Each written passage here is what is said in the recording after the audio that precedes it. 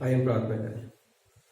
धन्यवाद धन्यवाद सारी आशीष के देने वाले महान सर्वशक्तिमान प्रभु जी, एक बार फिर इस सुनहरे अवसर के लिए आपको हृदय से, सारे मन, सारी बुद्धि से धन्यवाद देते हैं प्रभु जी। धन्यवाद देते हैं परमेश्वर पिता कि हमारे कान हैं जिससे हम सुन सकते हैं प्रभु जी, और आपका वचन कहता भी है जिसके कान हो सुन ले। पिता परमेश्वर, हमारे कानों के साथ हमारे मन और हृदय को भी तैयारी दीजिए प्रभु जी, कि जो बात आप हमारे इस बीच में आपके आत्मा के द्वारा रखना चाहते हैं वो सब हम अच्छे से ग्रहण कर सकें, अपनी सारी दुनियावी चिंताओं को अभी के लिए पिता परमेश्वर हम दूर हटा सकें, और आप में एक मन होकर पिता परमेश्वर अपना मन, हृदय आपके वचन की ओर लगाने वाले हो सकें। आगे की सभा को मैं अपने आप को और यहाँ बैठे प्रत्येक को आपके विश्वासी हाथों में सौंपते हैं, और इस दुआ को हमारे अद्भुत यीशु मसीह के नाम से मांगते हैं, आमीन। जय मसीह की मेरे अजीजों। जैसा कि हमने अभी यूहन्ना रचित सुसमाचार में उसके 17वां अध्याय में उसके 20 और 26 में से देखा, मैं आप लोगों से रिक्वेस्ट करूंगा कि यहां पर हम आज जो वचन हमारे बीच में रखा गया है, यूहन्ना 17 उसके 20 से 26 में कुछ बातों को मैं आपसे रिक्वेस्ट करूंगा, अपनी बाइबल आपके पास है तो उसमें अंकित कर लीजिए। पहला शब्द है विश्वास,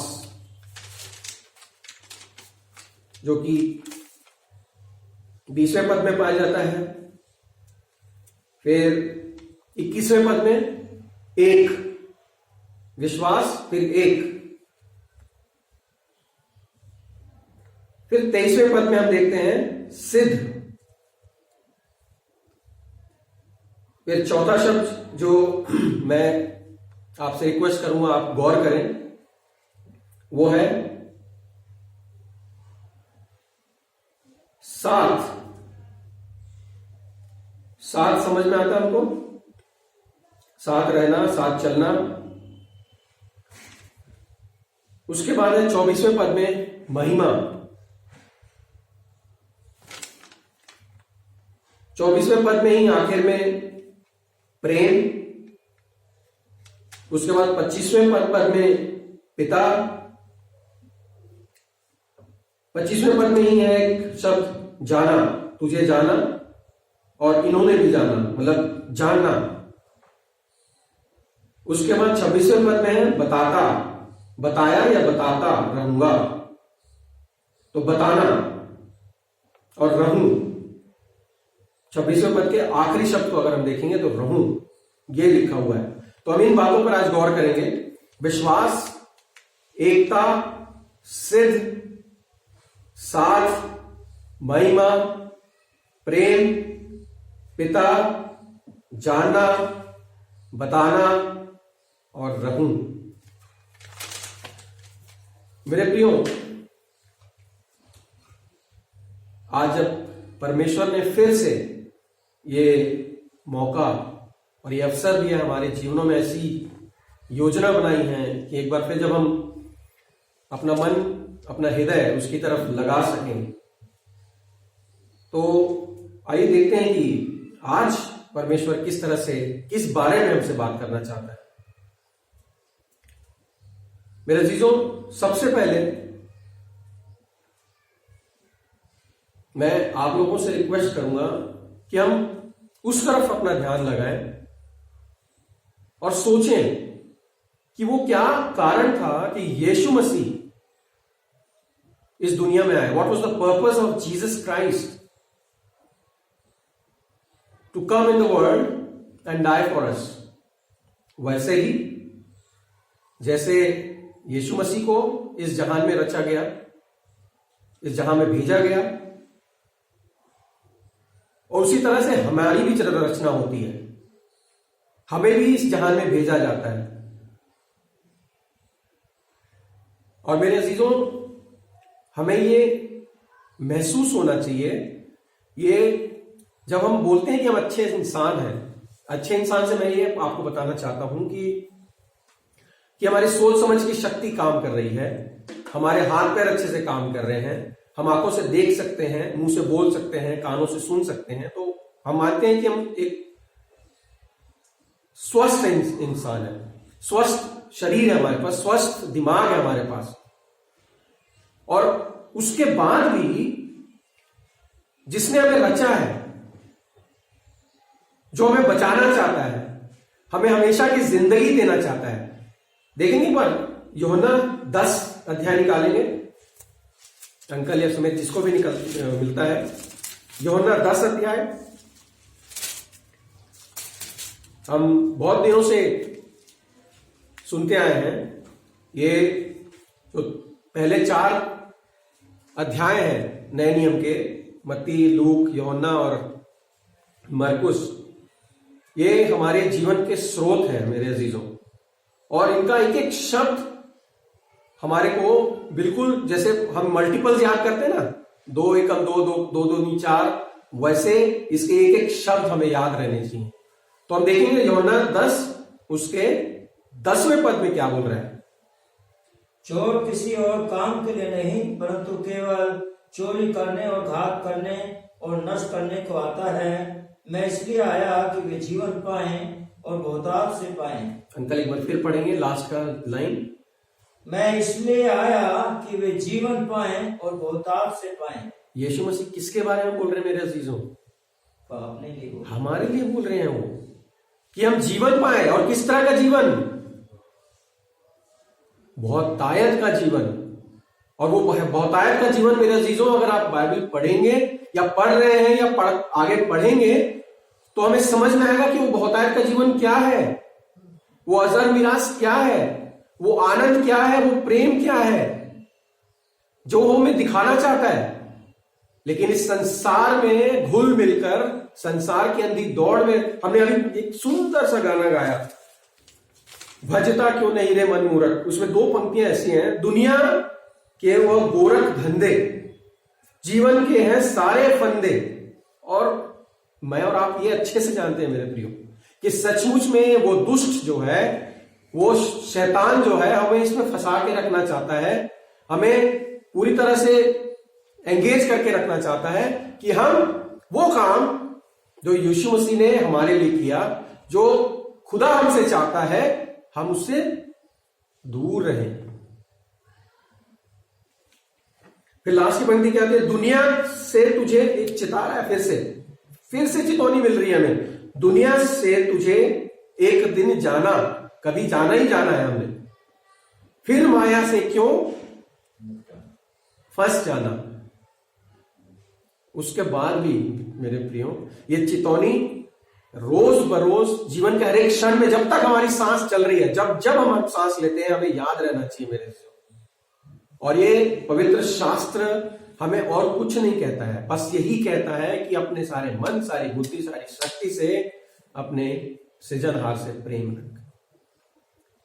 और जितना हम इसको मानेंगे मेरे अजीजों, जितना हम इसको अपने जीवनों में लेके आएंगे, अपने एग्जीक्यूट करेंगे अपने एक्शंस में, उतना ज्यादा हम परमेश्वर के करीब रहेंगे, उस जीवन के करीब, उस बहुतायत के जीवन के करीब रहेंगे जो यीशु मसीह ने हम सबों के लिए रखा हुआ है।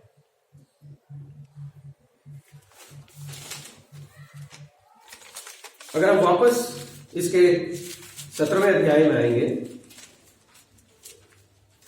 और उसके 20 पद में, तो हमने देखा यहां पर यीशु मसीह एक बार फिर हमारे साथ कम्युनिकेट कर रहे हैं, बातचीत कर रहे हैं, हमें बताना चाह रहे हैं कि कैसे हम अपने जीवनों को सुधार सकते हैं और बेहतर बना सकते हैं। मेरे अजीजों, बातचीत या कम्युनिकेशन इंग्लिश में जो बोला जाता है, हमारा परमेश्वर से बहुत जरूरी है। और वो हमें कैसे पता चलता है, कहां से पता चलता है कि वो कम्युनिकेशन या बातचीत हम परमेश्वर से करें तो कैसे करें? जैसे पुराने नियम में हमने देखा, मूसा, अभी अंकल के साथ हम बात कर रहे थे, अब्राहम जब था, आदम जब था, तो खुदा बाप क्या करते थे, कैसे कम्युनिकेट करते थे उनके साथ? डायरेक्टली। उस जमाने में खुद 1-on-1 कम्युनिकेशन था इंसान से, लेकिन वो धीरे धीरे धीरे धीरे खत्म हो गया। क्यों खत्म हो गया? क्योंकि हमारी मनमानियां शुरू हो गई, हमारी बुराइयां शुरू हो गई, और परमेश्वर पछताया हमें बनाकर, और वो हमसे दूर हो गए। उसके बाद भी हमारे पास लोग आते रहे, लोग हमें बताते रहे। उस जमाने में आप देखोगे उत्पत्ति से जब आगे बढ़ते हैं हम, निर्गमन में, गिनती में, व्यवस्था विवरण में, लय व्यवस्था में, और उसके बाद न्यायियों, शमूएल आया, फिर बहुत सारे भविष्यवक्ता आए, परमेश्वर के जन आए, फिर भी थोड़े समय के लिए लोग वापस आते थे, और जहां वो भविष्यवक्ता जाते थे फिर वही मनमानी शुरू हो जाती थी। तब परमेश्वर ने क्या सोचा कि उन्होंने अपना एक लौता पुत्र जो उनके पास था, वो बोला कि जा और इनको बता कि इनका काम क्या है। और वही कम्युनिकेशन आज यीशु मसीह हमारे साथ यूहन्ना 17 उसके 20वें वचन में कह रहे हैं, मैं केवल इन्हीं के लिए विनती नहीं करता, परंतु उनके लिए भी जो इनके वचन के द्वारा मुझ पर विश्वास करेंगे, कि वे सब एक हों। पहले हम विश्वास के बारे में देखेंगे मेरे अजीजों। इफिसियों 2 उसका 8 पद। सुमित, अगर आपके पास निकला हुआ तो पढ़िए। इफिसियों 2 उसका 8 और 9 पद।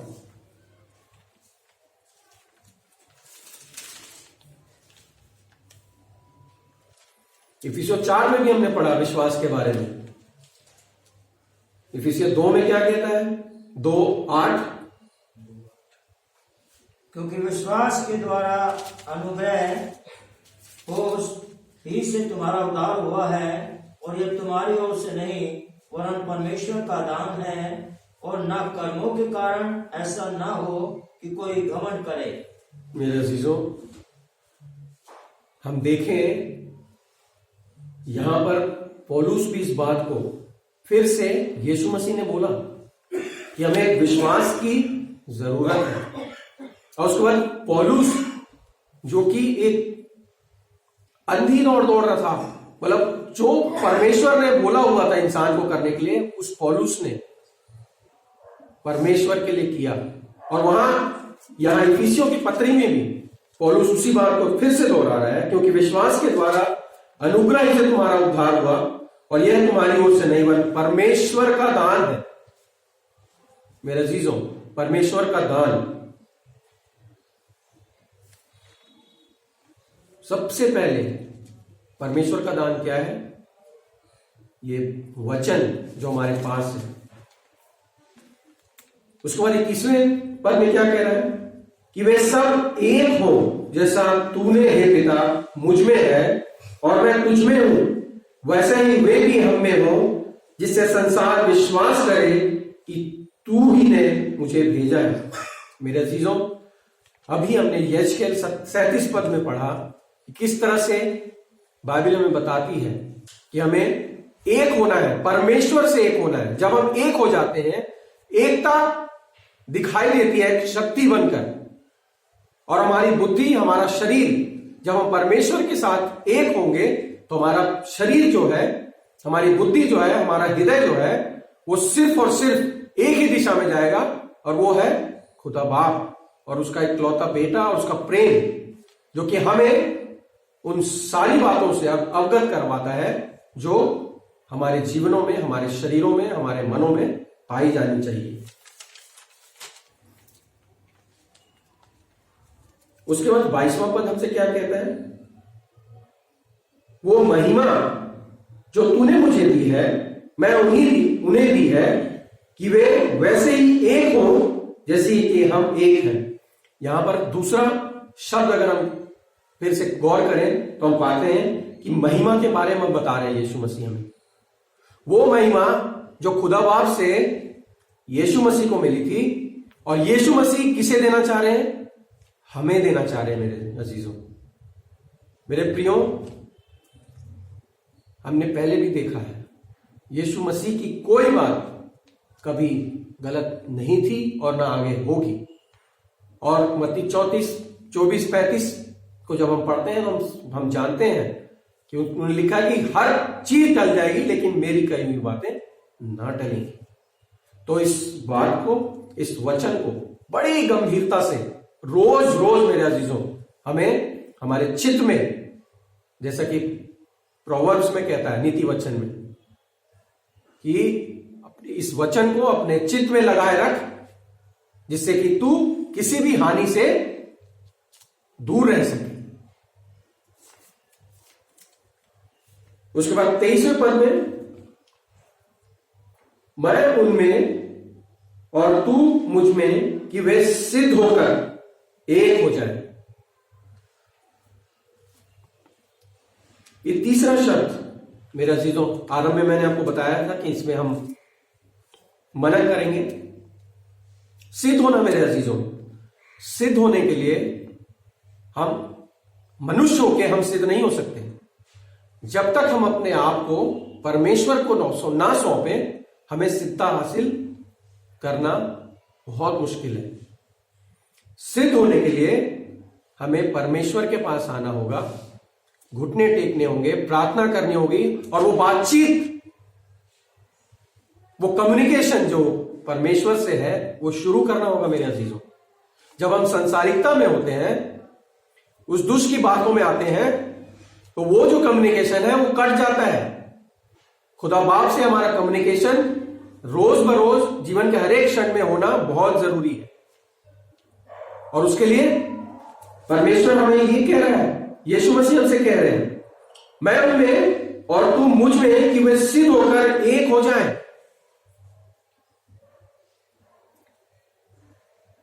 मेरे अजीजों, ये 17वां अध्याय वो क्षण है जब यीशु मसीह क्रूस पर चढ़ाए जाने वाले थे, और ये यहां पर याचना कर रहे हैं कि वो जो पर्पस है यीशु मसीह का इस संसार में आने का, वो पूरा करने जा रहे हैं, वो क्रूस पे टंगने जा रहे हैं। उनको अच्छे से पता था, लेकिन वो उस कार्य को जो वो पूरा करने जा रहे थे, उसके बाद भी उनका ध्यान हमारे ऊपर है। उसका पूरा चित्त जो है हमारे लिए लगा हुआ है। हम 24वें पद में देखेंगे, हे पिता, मैं चाहता हूं कि जिन्हें तूने मुझे दिया है, जहां मैं हूं वहां वे भी मेरे साथ हों। मेरे अजीजों, क्रूस से उतर के जीवित होकर कहां जाने वाले थे? स्वर्ग में जाने वाले थे। और वो उस जर्नी में हमें, मुझे और आपको शामिल करना चाहते हैं। है ना कितनी अद्भुत बात। मेरे अजीजों, क्या हम विश्वास में हैं?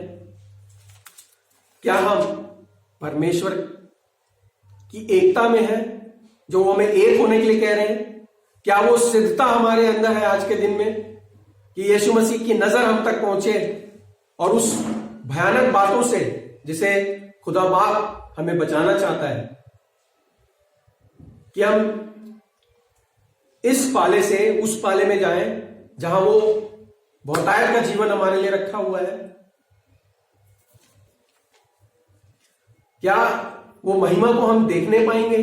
क्या हमारा जीवन ऐसा है कि उस महिमा को हम देखने पाए जिसे यीशु मसीह हमें दिखाना चाहता है?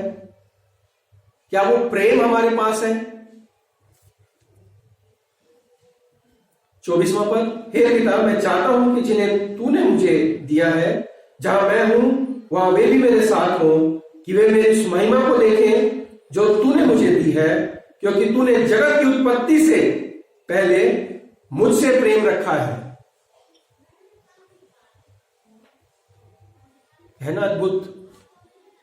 जगत की उत्पत्ति से वो हमें प्रेम कर रहा है, हमें चिता रहा है। ये अवसर जो हमारे पास आज है मेरे पिता, मेरे अजीजों, जो हमारे पिता ने हमें दिया है, यीशु मसीह ने हमें दिया है, और आज भी वो निरंतर हमारे लिए प्रार्थना कर रहा है, वेट कर रहा है। मैं रिक्वेस्ट कर रहा हूं आप लोगों से, इस अवसर को ना खोएं मेरे अजीजों। वो खड़ा हुआ है अपनी बाहें फैलाए हुए। क्या हम इतनी भी तैयारी नहीं कर सकते कि हम उसकी कई बातों में आकर उस पर भरोसा रखकर, उस पर विश्वास करके, वो जो कह रहा है वो मानकर उस असीमित बाहों में चले जाएं? बिल्कुल हमें तैयारी होनी चाहिए, निसंकोच हमारे अंदर ऐसी तैयारी होनी चाहिए। उसके बाद 25वां पद, हे धार्मिक पिता मेरे अजीजों। जब हम पिता के बारे में बात करते हैं तो हमें समझ में आता है, जैसे मेरे पिता हैं, मैं अपने बच्चों का पिता हूं। हम जानते हैं कि हमारे लिए संसारिक पिता कितना इंपॉर्टेंट है। क्यों? क्योंकि फिर वही डरा हमारा शुरू हो जाता है कि मेरे पिता ने मुझे अच्छे कपड़े दिलाए, अच्छा घर दिलाया, अच्छी गाड़ी दिलाई है, अच्छा एजुकेशन दिलाया। लेकिन यहां पर यीशु मसीह उस पिता के बारे में बात कर रहे हैं जो इस घर, गाड़ी, सुंदर कपड़े से कहीं और असीमित चीजों को का अधिकारी हमें बनाना चाहता है। लेकिन हमारी छोटी सोच हमें क्या कर रही है? इस संसार में बांध के रख रही है, और इस संसार के राजा शैतान को अवसर दे रहे हैं हम लोग कि हमारे जीवनों का कंट्रोल उसके पास हो, ना कि जीसस या खुदा बाप के पास।